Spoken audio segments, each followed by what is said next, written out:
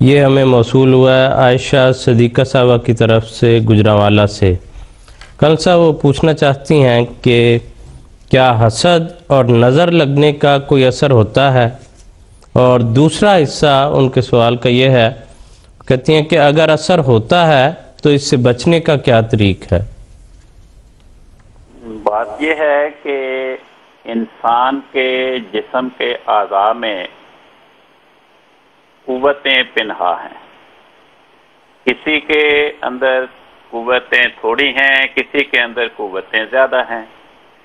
کہ جن کے اندر قوت ہوتی ہے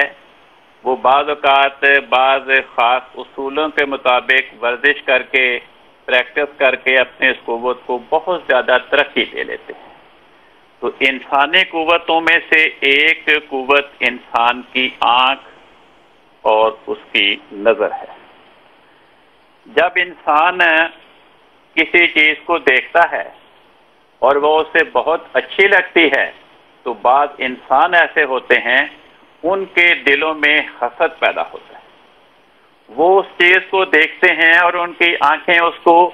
برے خیالات سے پورے اپنے خیالات کو مجتمع کر کے پوری قوت کو مجتمع کر کے جل بھن کر اس چیز کو دیکھتے ہیں، اور جن کی آنکھوں میں وہ قوت زیادہ ہوتی ہے وہ جب اپنے حسد کے بھرے ہوئے خیالات کے ساتھ پورے حاسدانہ خیالات اور توجہ کے ساتھ اس چیز پہ نظر ڈالتے ہیں، توجہ مرکوز کرتے ہیں، تو اس چیز پر بھی اس کا اثر ہوتا ہے، جسے عام عرف عام میں کہا جاتا ہے کہ نظر لگنا۔ چنانچہ احادیث میں اس مضمون کو بیان کیا گیا۔ حضرت رسول پاک صلی اللہ علیہ وسلم نے جو آپ سے متعدد احادیث مروی ہیں ان میں یہ فکرہ بارہا آیا ہے کہ آپ نے فرمایا العین حق، نظر لگنا یہ حق ہے، لیکن اس نظر کے نتیجے میں دوسرے پر ایسے ہی علامات ظاہر ہوتی ہیں جو اس کے اعصاب کے ساتھ تعلق رکھتی ہیں، اور اس کے اندر کوئی ایسی بیماری پیدا ہو جائے گی جو اعصاب پہ اثر انداز ہونے کے نتیجے میں ہوگی۔ تو اس کا ایک حال احادیث میں یہ بیان ہوا کہ اگر کسی کو نظر لگ جائے اور اسے محسوس ہو جائے کہ مجھے نظر لگ گئی ہے تو فوراً غسل کر لے۔ غسل کے نتیجے میں جب پانی اس کے بدن پہ پڑے گا تو اس کی اعصابی طاقت بحال ہوگی، اور جو کسی کی نظر کے اثرات اس پہ ہوئے ہیں وہ زائل ہو جائیں۔ حضرت خلیفۃ المسیح ثانی رضی اللہ عنہ فرماتے ہیں کہ اگر نظر لگ جائے اور اس کے نتیجے میں کوئی بیمار ہو جائے تو اس صورت میں سورۃ فاتحہ یا قل اعوذ برب الفلق اور قل اعوذ برب الناس سے پڑھ کر بچے پر دم کیا جائے، اور فرمایا اگر بچہ نہیں جانور وغیرہ ہے تو اس پر ہاتھ پھیر دیا جاوے تو یہ دعا کی دعا بھی ہوتی ہے اور توبہ کی توبہ بھی۔ حضور کا یہ ارشاد الفضل 4 مارچ 1924 میں شائع ہوئے ہے۔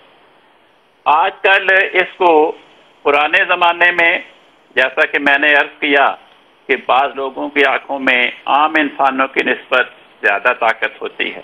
وہ جب اپنے حسد کے خیالات کو مجتمع کر کے کسی پہ پوری توجہ ڈالتے ہیں تو اس کے نتیجے میں دوسرے پر بھی اس کے نقصان دہ اثرات ظاہر ہوتے ہیں۔ پرانے زمانے میں اس کو علم توجہ کے نام سے موسوم کیا جاتا تھا۔ بعض لوگ پیسے کمانے کے لیے، اپنی کرامات جتانے کے لیے، اس کے نتیجے میں لوگوں سے پیسے بٹورنے کے لیے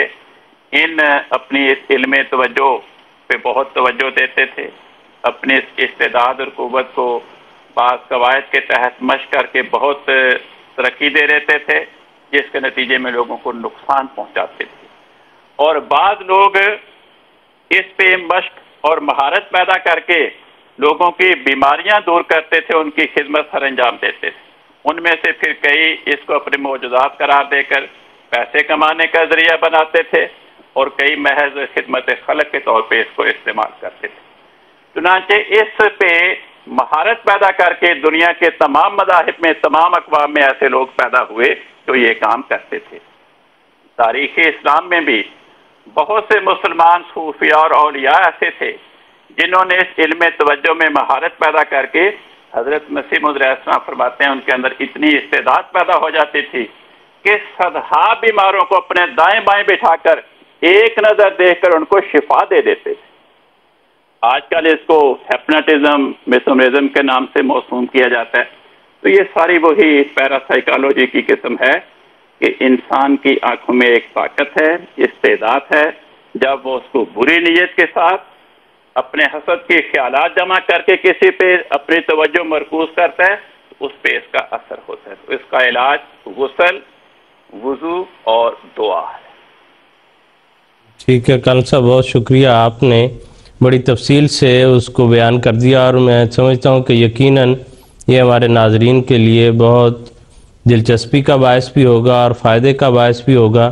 کیونکہ اس طرح کے خیالات جو ہیں وہ معاشرے میں عام پائے جاتے ہیں، اور خاص طور پر خواتین کو اس بارے میں یہ فکر رہتی ہے اپنے بچوں کے حوالے سے یا اپنے حوالے سے یا بعض اپنے کاموں کے حوالے سے. تو جیسے کہ محترم استاد المکرم جناب کلن صاحب نے بیان کیا ہے احادیث کی روشنی سے بھی کہ احادیث میں کہاں ذکر ملتا ہے اور کیا اس کا علاج ہے اور کیا اس کا طریقہ کار ہے اور اس کی حقیقت کیا ہے، تو یقیناً احادیث میں بیان شدہ جو طریق ہیں ان پر عمل کر کے انسان اس کے اثرات سے یا بد اثرات سے محفوظ رہ سکتا ہے.